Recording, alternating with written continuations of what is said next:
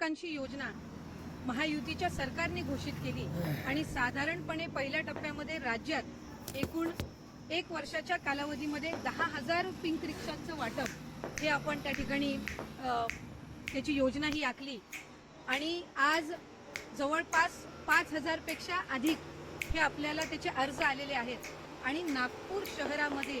2,000 pink रिक्षा महिलांना उपलब्ध करून देण्याच्या दृष्टिकोनातून विभाग म्हणून आपण आपल्या मुख्यमंत्री महोदयांच्या मार्गदर्शनाखाली कार्यरत आहोत आणि आम्हाला मनापासूनचा आनंद आणि अभिमान आहे की नागपूर शहरातून 1100 पेक्षा अधिक पात्र अर्ज हे आज आम्हाला उपलब्ध झालेले आहेत आणि पहिल्या टप्प्याचं त्याचं वितरण सोहळा आज आदरणीय मुख्यमंत्री देवेंद्रजी फडणवीस साहेब यांच्या हस्ते या ठिकाणी आपण करत आहोत। सर, ही योजना आपण महायुतीचं सरकार म्हणून आणत असताना आपण असाल, उपमुख्यमंत्री एकनाथजी शिंदे साहेब असतील, त्याचबरोबर आदरणीय उपमुख्यमंत्री अजितदादा असतील, मंत्रिमंडळातील सर्व सहकारी असतील, ही योजना आणत असताना अतिशय विचारपूर्वक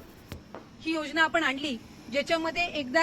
एका ठिकाणी महिलांना प्रवास करत असताना सुरक्षता जाणवावी, पण त्याचबरोबर महिलांना रोजगार त्यातून निर्माण करता यावा या दृष्टिकोनातून ही योजना आपण आणली आणि आज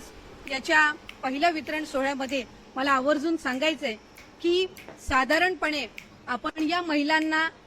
किमान 10 दिवसाची ट्रेनिंग दिलेली आहे। त्याचबरोबर यांच्या स्तरावर सुद्धा याआधी काही अनुभव हे आहेत, पण त्याचबरोबर लायसन्स असेल, लोन असेल आणि हे जे वाहन आपण त्यांना उपलब्ध करून देतो, ही जी रिक्षा आपण त्यांना उपलब्ध करून देतोय,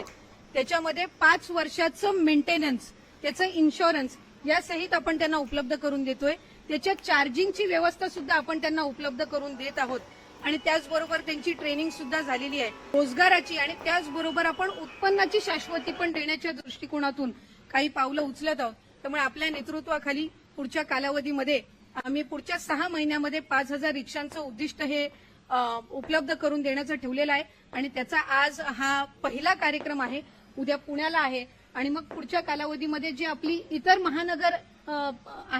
महानगरपालिका आहेत तिथे आपण हे उपलब्ध करून देत आहोत आणि मग कालांतराने अवर्ग ज्या नगरपालिका आहेत मोठ्या, तिथेही आपण अशा पद्धतीनं याचं एक्सपेन्शन करू शकतो।